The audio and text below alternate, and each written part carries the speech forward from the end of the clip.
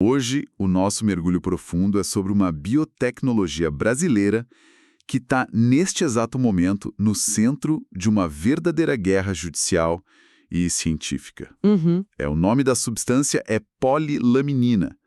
E o que ela promete é algo que a neurologia considerou, absolutamente impossível durante décadas, que é regenerar lesões severas na medula espinhal. Exato. E olha, não estamos falando de uma promessa vazia de internet, sabe? Essa é uma pesquisa séria de mais de 25 anos da UFRJ, a Universidade Federal do Rio de Janeiro. Certo. E que agora, em 2026, chegou num ponto de ebulição. O grande desafio da nossa análise de hoje é dar um passo para trás e separar a genialidade bioquímica dessa molécula de todo esse caos midiático que se formou ao redor dela. Com certeza. E para fazer isso, a gente vai cruzar dados de várias frentes. Temos publicações acadêmicas rigorosas de revistas como a PLOS ONE e o FaceUp Journal, relatórios de ensaios clínicos e, claro, os registros dos processos judiciais recentes. A nossa missão aqui é entender a mecânica da coisa. Sim, como ela age lá no corpo. Exatamente. Como a polilaminina estimula essa regeneração, por que ela funciona em laboratório e qual é o abismo real, entre o sucesso microscópico e a aplicação ali no paciente no mundo real. Até porque, quando a gente fala de medula espinhal, a biologia humana joga pesado contra qualquer tipo de cura natural. O sistema nervoso central adulto é incrivelmente resistente a reparos. Vamos tentar visualizar esse problema para quem está ouvindo. Pense na medula espinhal como um cabo de fibra ótica de altíssima velocidade, conectando o cérebro ao resto do corpo. Uma boa analogia. Quando esse cabo é cortado por um trauma grave, a medicina sempre tratou isso como um dano definitivo. O foco passava a ser estabilização, fisioterapia de adaptação e tudo mais. A ideia de aplicar uma cola biológica e fazer os próprios fios de fibra ótica se reconectarem sozinhos, parece ficção científica. Parece mesmo. Mas por que, biologicamente falando, o corpo simplesmente não emenda esses fios por conta própria? A resposta está na forma como o nosso corpo reage ao pânico. Quando ocorre um trauma medular forte, a interrupção física das vias neurais é só o primeiro ato da tragédia. O que vem logo depois é uma cascata de eventos destrutivos. Caramba! Pois é. O organismo tenta estancar o dano e isolar a área lesionada, criando o que a gente chama na medicina de cicatriz glial. E é um ambiente, brutal. Tipo, células do sistema imunológico, como os macrófagos, invadem o local, causando uma inflamação massiva, e aí se formam verdadeiras crateras no tecido, que chamamos de cavidades císticas. Na prática, um muro de concreto bioquímico. Um muro intransponível. Exato. Mesmo que os neurônios tentassem crescer e cruzar a lesão, eles iam bater nesse muro e morrer. E é aí que entra o trabalho da equipe liderada pela doutora Tatiana Coelho de Sampaio, lá na UFRJ. Pelo que eu vi, o ponto de partida deles não foi tentar inventar uma molécula química do zero no laboratório, mas sim olhar para a natureza. Olhar para a nossa própria biologia. Mas especificamente para o início da vida humana, estudando uma proteína chamada laminina. Isso. A laminina é uma das chaves da nossa formação. Ela é uma proteína muito abundante na placenta humana e no embrião, quando está em desenvolvimento. Durante a gestação, ela atua como uma espécie de mapa rodoviário. Um mapa pré-células, Isso mesmo, ela cria a estrutura física e os sinais químicos que dizem para as novas células do sistema nervoso para onde elas devem migrar e como devem se conectar para formar o cérebro e a medula do bebê. O grande problema que eu notei no material é que depois que a gente cresce, o nosso corpo praticamente desliga a produção dessa proteína no sistema nervoso central. Acabou a obra, o mapa é guardado na gaveta. Exatamente. E cientistas ao redor do mundo já tinham tentado pegar essa laminina comum e injetar na medula lesionada de adultos para ver se os neurônios voltavam a crescer. Só que sempre foi um fracasso. Pois é, porque não funcionava. Então, a laminina comum, quando colocada numa solução neutra para ser injetada, ela simplesmente forma aglomerados desorganizados, ela perde toda aquela arquitetura estrutural que tinha lá no útero materno, sabe? Ah, ela perde a forma original. Isso. Os neurônios da medula adulta até reconhecem a proteína, mas não conseguem usar. Faltava a geometria certa. E aqui a gente chega no grande pulo do gato tecnológico. A sacada genial da equipe lá da UFRJ. Eles descobriram um truque químico para forçar essa proteína a recuperar a forma arquitetônica dela. E foi algo até meio contraintuitivo, né? Eles diluíram a laminina num ambiente altamente ácido. Precisamente num pH de 4,0, combinado com cloreto de cálcio. Quando eles submeteram a proteína a esse estresse ácido, ocorreu um fenômeno fantástico, de polimerização. Polimerização. A laminina deixou de ser aquele aglomerado caótico e se auto-organizou. Ela formou uma rede tridimensional incrivelmente complexa. Imagens de microscopia eletrônica revelaram que essa nova estrutura, que eles batizaram de polilaminina, reproduziam umas matrizes hexagonais perfeitas. Que só existem naturalmente na placenta. Exato. Para quem está acompanhando a gente, vamos destrinchar essa imagem. A laminina comum que os outros cientistas tentavam usar era tipo jogar uma pilha de tijolos soltos no meio do buraco da lesão. Nenhuma célula consegue escalar isso. Nenhuma. Não dá para construir nada sobre uma pilha de entulho. Agora, quando a UFRJ usou o ambiente ácido, é como se esses tijolos tivessem, sei lá, se encaixado sozinhos no ar, formando um andaime tridimensional perfeito para os neurônios subirem. Adoro essa analogia do andaime. Mas o papel dele vai muito além de ser só uma ponte física, sabe?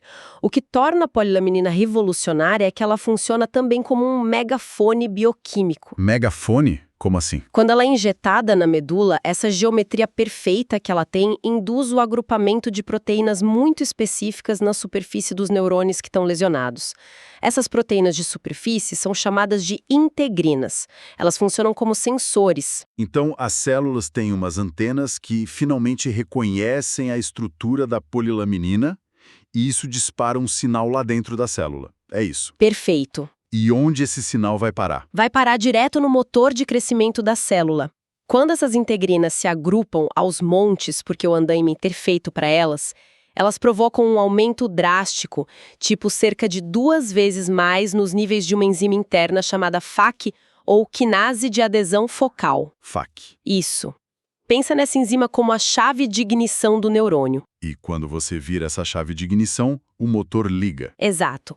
E o motor, nesse caso, é uma via de sinalização super complexa que a gente chama de PI3-quinase/AKT/mTOR. Sopa de letrinhas da biologia. Total, né? Mas sem querer entrar muito no jargão, o que essa via faz é vital. Ela é a mensageira mestre que grita lá para o núcleo da célula: olha, a gente tem uma estrada segura pela frente, não morra, mobilize seus recursos e estique o axônio. É esse processo exato que estimula a regeneração celular. E aí o axônio volta a crescer. Mas peraí, eu fiquei com uma dúvida crítica agora. A gente acabou de falar que o ambiente da lesão é hostil, né? Que forma aquele muro de concreto cheio de inflamação e macrófagos destruidores. Sim, o tal do pânico celular. Então, como é que esse andaime delicado de polilaminina consegue sobreviver lá dentro? Tempo suficiente para ligar o motor das células sem ser, devorado pelo próprio corpo nessa inflamação toda. Essa é a grande sacada. E foi uma descoberta que pegou até a própria comunidade científica de surpresa. A polilaminina não é só uma construtora. Ela atua como uma verdadeira força de paz ali no microambiente da lesão. Força de paz. Ao ser injetada, ela altera a dinâmica do sistema imunológico local. Os macrófagos, que normalmente agiriam como uma equipe de demolição descontrolada, mudam de comportamento. A substância reduz e redistribui a infiltração dessas células. Ela basicamente entra no meio do incêndio e acalma todo mundo. O material que a gente revisou fala especificamente sobre uma redução brutal na apoptose na área afetada. Isso, a apoptose é, em essência, o suicídio celular. Quando tem um trauma grave, as células vizinhas que não foram esmagadas no impacto inicial começam a apertar um botão de autodestruição programada. Porque o ambiente ao redor está muito tóxico. Exato. Aí a polilaminina entra ali e desativa esse botão. Os estudos registraram uma redução de mais de 2 vezes nessa morte celular. É impressionante. Ela impede as células de se suicidarem, organiza o sistema imunológico e ainda oferece a ponte para elas crescerem. E o tecido ainda é poupado daquelas crateras císticas. Mas assim, entender a biologia celular numa placa de Petri ou no microscópio é uma coisa, né? O grande desafio é transformar essa dança de proteínas em movimento real. E é aí que a transição para os ensaios em vivo entra. A teoria encontrou a prática de um jeito espetacular. Os primeiros testes controlados rolaram em roedores. E a equipe não pegou leve. Eles fizeram a transecção completa da medula nos animais. Lesão total. Lesão absoluta, cortada mesmo. E algumas semanas após a injeção da polilaminina no local, a recuperação motora foi documentada de forma, assim, incontestável. Para dar a dimensão exata para quem está ouvindo, a gente precisa olhar para a escala BBB, que é o padrão ouro para medir a locomoção nesses animais de laboratório. Ratos com a medula completamente cortada passaram de uma pontuação de 4,2 para 8,8. O que é um salto gigantesco. Demais. Em termos práticos, um 4,2 significa que o animal tem só uns pequenos espasmos ou movimentos muito limitados nas articulações. Um quase 9 significa que o animal consegue sustentar o próprio peso corporal e dar passos coordenados. E o mais instigante é que a eficácia não ficou só nos ratos. A pesquisa avançou para cães paraplégicos que já tinham lesões crônicas severas, mostrando que a droga gerava ganhos visíveis de marcha neles também. O que pavimentou o caminho para o momento mais tenso de toda essa jornada, o estudo piloto humano, que rolou ali entre 2018 e 2021. Testaram a substância em 8 pacientes com lesões completas. E é muito importante a gente ser totalmente transparente com o que aconteceu nessa fase. Sem dúvida. Dos 8 pacientes originais, 2 infelizmente faleceram. E antes que o pessoal tire conclusões precipitadas sobre a injeção, as avaliações do Comitê de Ética Nacional foram categóricas. Os óbitos ocorreram por conta da extrema gravidade dos traumas que levaram à internação. O acidente ensina. E não tiveram relação com a aplicação da droga. Exato, foi por complicações sistêmicas do trauma. Sobraram 6 pacientes. E os 6 recuperaram, em algum nível, o controle motor voluntário abaixo da linha da lesão. Olha, para um neurologista, ver qualquer nível de recuperação motora voluntária num quadro de lesão completa diagnosticada é como ver um milagre. Desafia as leis da anatomia que a gente conhece, mas tem um detalhe que define absolutamente tudo, que é o fator tempo. A famosa janela. Isso. Esses pacientes receberam a injeção diretamente na medula, numa média de 2 dias e pouquinho após o acidente, a tal da janela de 72 horas. E por que 72 horas? Porque toda aquela mágica anti-inflamatória e de bloqueio do suicídio celular que a gente explicou só funciona se a polilaminina chegar antes que a equipe de demolição construa aquele muro de concreto. A cicatriz glial. Se a cicatriz se formar e consolidar, o andaime já não tem onde se apoiar e o efeito é reduzido drasticamente se não for nulo. Então a aplicação precisa ser aguda. O ideal mesmo é injetar no momento em que o paciente entra no centro cirúrgico para estabilizar a coluna fraturada. E foi exatamente esse timing perfeito que trouxe o caso do Bruno Drummos à tona, transformando a pesquisa num fenômeno viral na internet. O Bruno sofreu um acidente de carro bem grave e teve uma lesão cervical na altura de C6. Para quem não é da área, isso significa ficar totalmente paralisado do pescoço para baixo. Uma situação desesperadora. Muito. E ele teve a sorte de estar no lugar certo, na hora certa, recebendo a injeção nas primeiras 24 horas. Hoje, se a galera for buscar os vídeos online, vai ver o Bruno subindo escadas, fazendo levantamento de peso na academia, dançando. O impacto visual de um vídeo desses é avassalador. É a prova viva, em movimento, do potencial da molécula. Só que do ponto de vista do método científico rigoroso, a análise desses 6 pacientes ainda apresenta uns pontos cegos enormes. Sim. E aqui a gente precisa botar o pé no freio da empolgação.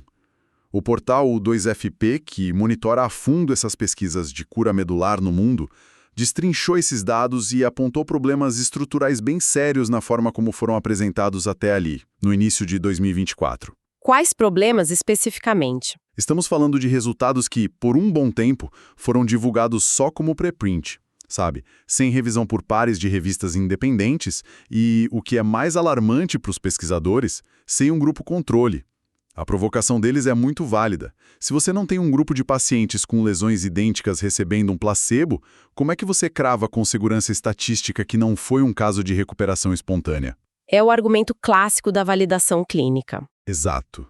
A literatura médica mostra que cerca de 10 a 30% dos pacientes com lesões agudas acabam recuperando algumas funções motoras naturalmente com o tempo, só com o desinchar da medula, sem tomar nenhuma droga experimental.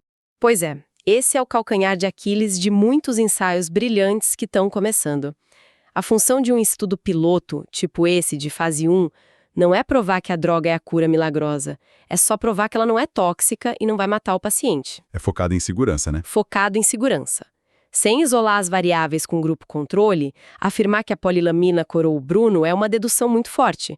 Claro, mas não é uma comprovação inquestionável. E é justamente por exigir essas garantias absolutas que as agências reguladoras demoram tanto tempo para aprovar os próximos passos. Essa morosidade científica foi o estopim da enorme batalha de 2026. Porque, a história do Bruno não ficou escondida nos simpósios fechados. Ela vazou para todo mundo. Viralizou. Muito. Imagina uma pessoa que acabou de sofrer um acidente, deitada na cama do hospital, ouvindo no médico que ela nunca mais vai andar, e aí, de repente, ela recebe no celular o vídeo do Bruno fazendo agachamento na academia. É a receita perfeita para um choque entre o tempo da ciência e o tempo do desespero humano. Um choque direto de cronogramas, com certeza. Porque o tempo da biologia e da validação a gente mede em anos. O tempo de quem acaba de quebrar a coluna é medido em horas de angústia.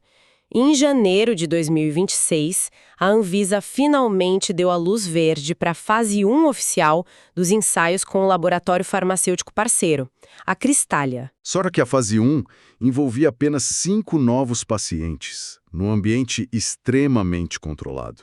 E o estrago nas redes já estava feito, né? Os registros apontam que mais de 5.400 pessoas procuraram o laboratório querendo a droga de qualquer jeito. Desesperadas por uma chance. Como não tinha acesso oficial, a única porta que sobrou foi a justiça. Os advogados começaram a entrar com pedidos de uso compassivo, argumentando o direito à saúde e a urgência da situação. E os juízes brasileiros começaram a canetar a favor dos pacientes. Mais de 59 liminares obrigaram o fornecimento da polilamina, O que nos leva a uma zona médica incrivelmente perigosa. Porque os juízes obrigaram a aplicação, mas grande parte dessas decisões era para pacientes com lesões crônicas. gente que se acidentou há anos. Exato, muito, muito longe daquela janela terapêutica essencial das 72 horas que a gente discutiu. E a Academia Brasileira de Neurologia entrou em desespero, emitindo vários alertas vermelhos. E o pior cenário possível acabou acontecendo. Em fevereiro de 2026, 3 pacientes que forçaram o uso da substância via ordem judicial acabaram falecendo. Nossa. O laboratório se defendeu na hora, apresentando laudos que indicavam que a causa das mortes foram as condições de saúde já super degradadas daquelas pessoas e não alguma toxicidade da polilaminina em si. Mas o fato expôs o caos absoluto que a judicialização criou. A ironia dolorosa disso tudo é que essa pressa em salvar vidas pelos tribunais pode ser exatamente o que vai afundar a pesquisa. Como assim? É que o ensaio de fase 1 é um ecossistema muito frágil. Se pacientes crônicos tomam a droga por via judicial e apresentam complicações graves, esses dados entram como ruído nos relatórios oficiais de segurança. Ah, entendi. As agências olham e dizem, opa, essa droga mata. Isso mesmo. As agências reguladoras olham para os óbitos e dizem, alto lá, o negócio é perigoso. Isso pode atrasar ou até inviabilizar a aprovação do remédio para aqueles pacientes agudos que de fato poderiam ter a medula regenerada na janela das primeiras horas. E olha, como se lutar contra a barreira da medula, contra a inflamação e contra o caos judicial não fosse treta suficiente, os cientistas brasileiros ainda tiveram que enfrentar o pior predador de todos: a burocracia estatal. Ah, essa parte é triste. O que a gente descobriu nos bastidores dessa história beira o surrealismo. A UFRJ simplesmente perdeu o direito ao patente internacional da polilaminina. Uma perda monumental para nossa ciência.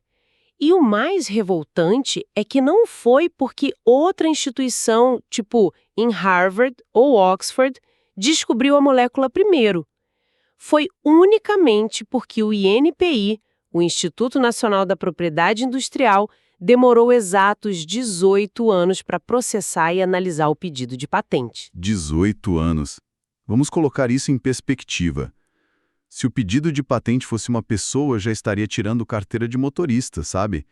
A falta de verbas para pesquisa e a ineficiência administrativa fizeram com que a proteção dessa tecnologia ficasse restrita só ao Brasil. Uma pena. Uma inovação que poderia gerar bilhões em royalties para financiar novas pesquisas nas nossas universidades, agora está livre, solta para ser explorada comercialmente no exterior. É o retrato perfeito e muito paradoxal de se fazer ciência de ponta em países em desenvolvimento. Você desvenda um dos mecanismos celulares mais complexos da vida, domina a engenharia das proteínas, mas acaba esbarrando numa mesa de carimbos de uma repartição pública. Pois é. Ainda assim, a importância clínica do que a equipe da UFRJ alcançou é indiscutível. E é exatamente por isso que a gente quis trazer essa análise aprofundada. A gente começou tentando separar a manchete sensacionalista do que realmente acontece lá na bancada do laboratório. E o que a nossa audiência pode tirar disso tudo é que a poliolaminina não é uma poção mágica instantânea, mas ela é uma quebra radical de paradigma. Totalmente. Ela muda o verbo dominante nos hospitais quando a gente fala de lesão medular, de estabilizar para reconstruir. E mais do que entender a bioquímica da droga, é fundamental a gente entender o ecossistema da inovação como um todo.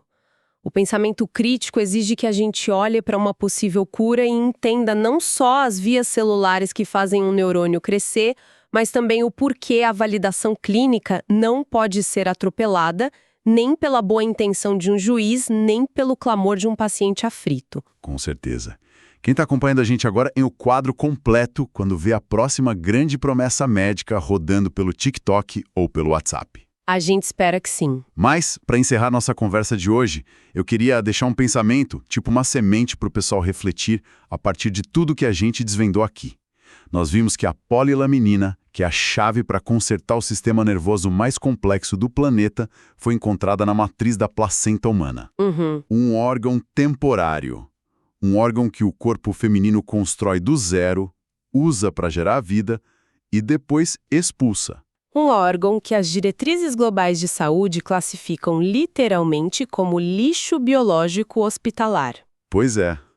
Se o lixo que a gente descarta todos os dias nas lixeiras vermelhas dos hospitais guarda dentro de si as plantas arquitetônicas para religar os cabos da medula espinhal, a pergunta que fica martelando é: quais outros códigos secretos, quais outras curas para doenças hoje intocáveis estão silenciosamente escondidas nesses resíduos biológicos, apenas esperando alguém olhar para eles não como restos do passado, mas como os tijolos do futuro? É de explodir a cabeça. A natureza raramente joga fora uma boa ideia, sabe? A resposta muito provavelmente já está escrita por aí. A gente só precisa aprender o idioma. Um futuro onde, quem sabe, quebrar um cabo não seja mais o fim da linha. A gente fica por aqui. Até o nosso próximo mergulho.